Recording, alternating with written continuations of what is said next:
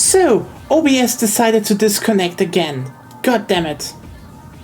So I guess this is going to be one of the most awkward cuts we will have to do in general about this goddamn game. Because it's like, the finish will just be like a few minutes anymore. You know what, we really will set this up new after the stream. Because I think it's the router. Yeah, I just hated that OBS just starts disconnecting all the time recently, and why? It's just, I don't really find any problem. It's like, oh, you maybe need to reset the stream key. Now I actually connected my account directly to OBS, so yeah, I guess it ran longer, but whoops. OBS just stops working. The internet is still there, so maybe I need to reset my internet? Yeah, anyway. We have 15 minutes to talk. Lamar. Oh look, it's Lamar. Blast that little. Where did she get to? Into the credits.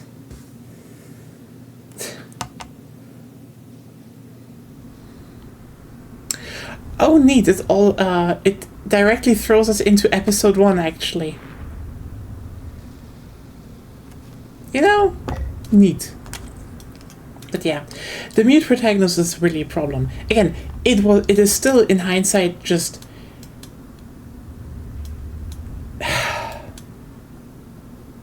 the 2000s really were not that good, considering, you know, early 2000s, looking back, how many people just were very weird about Alex. It's just like grown-ass people, by the way. Not just teenagers, grown-ass people were really fucking weird about her, and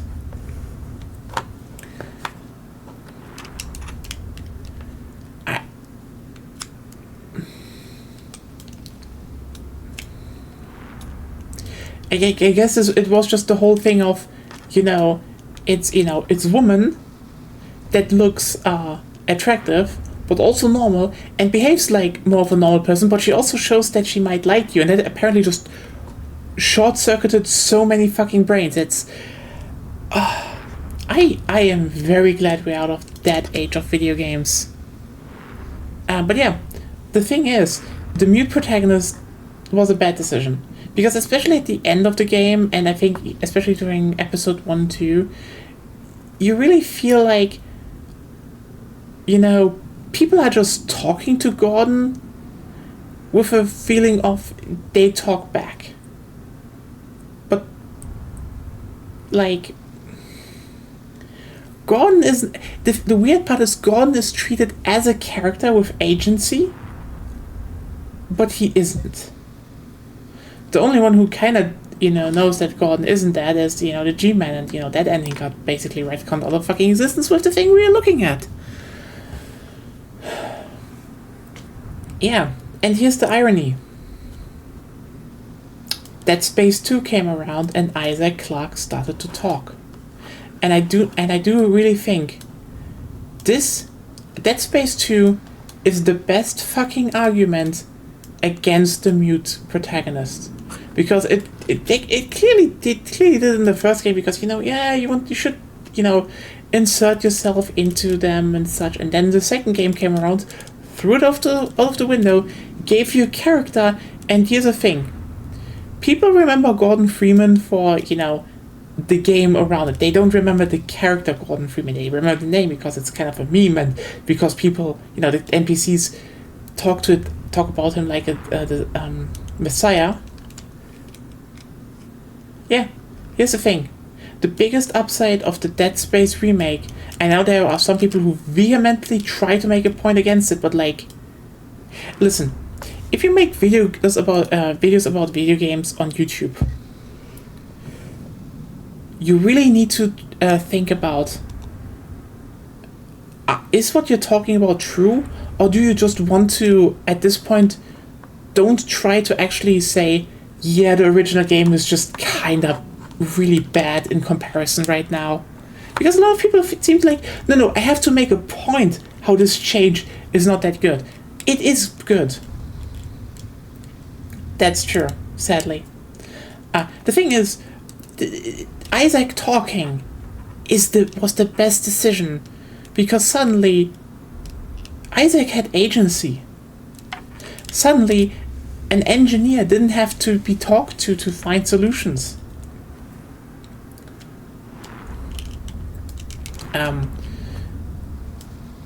It just made more sense, you know? Suddenly Isaac is like, I see what I can do. I can do that. I can do that. You're like, and he already did that in, Dead Space 2, and you're like, yeah. And the irony is, there is basically also an Alex in Dead Space 2.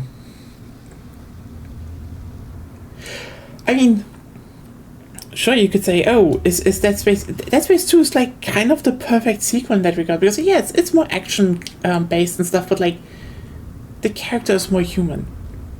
You actually realize, oh yeah, they're doing some sort of relationship with them, but like it actually feels realistic because they fucking talk to each other.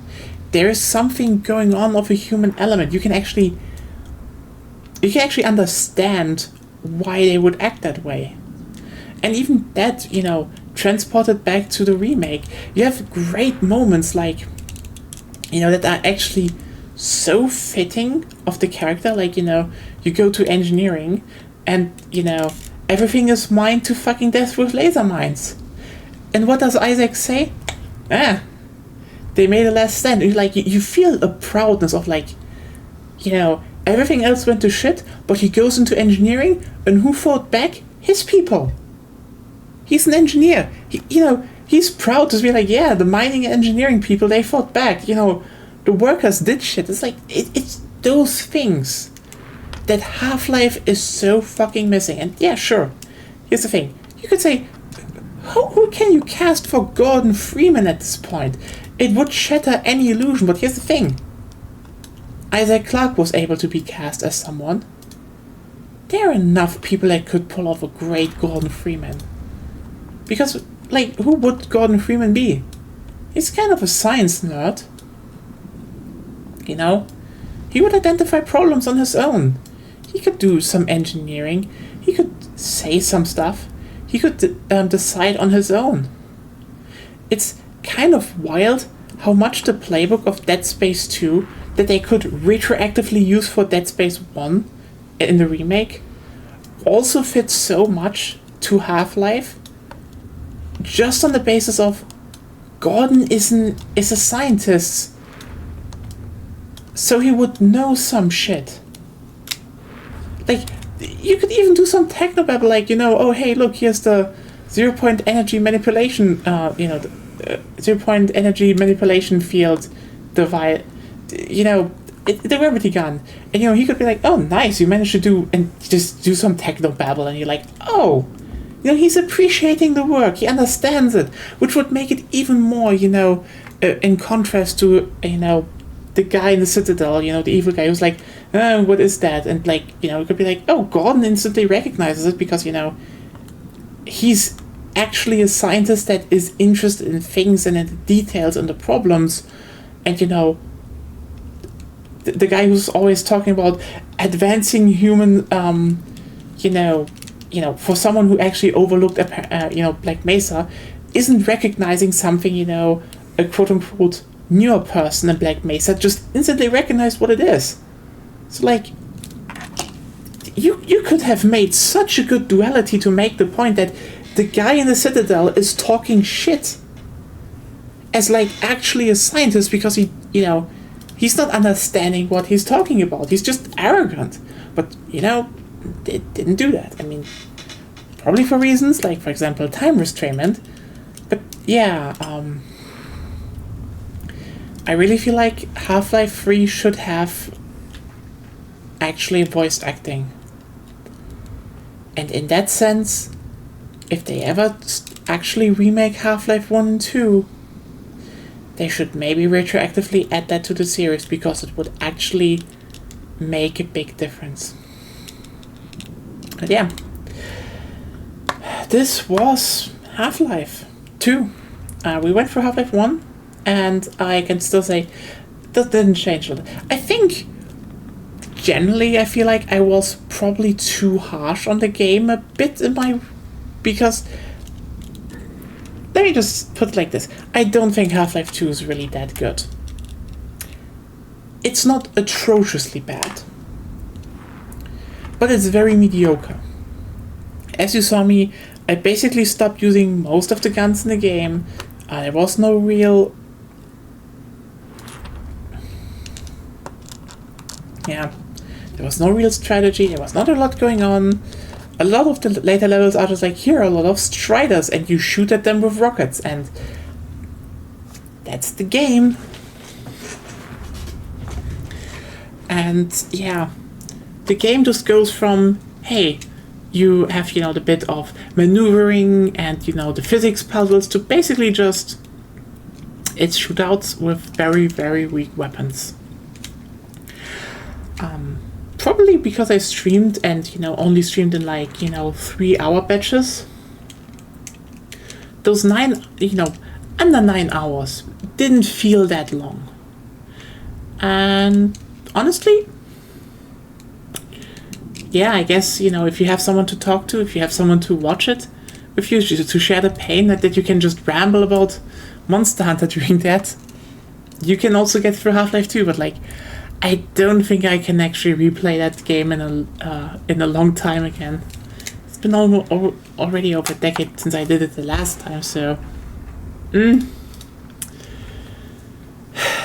Just... Yeah. Half-Life 2, it's not that good in hindsight, just very impressive tech. And yeah, tech and atmosphere, I will defend it on that. It's amazing, but it could have done so much better. But there's at least episode 1 and episode 2. Maybe they have, maybe more enemies, more variation, just maybe more going on. But we will see that next time when, we play next Sunday when we play through Half-Life 2 episode 1.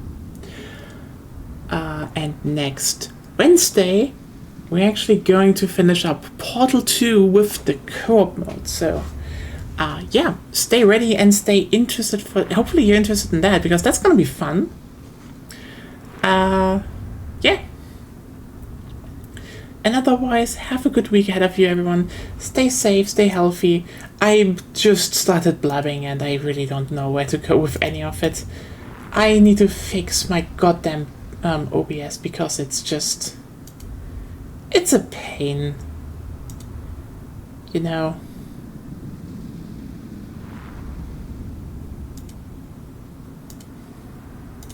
So, yeah, good night, see you around, and have a great week ahead of you.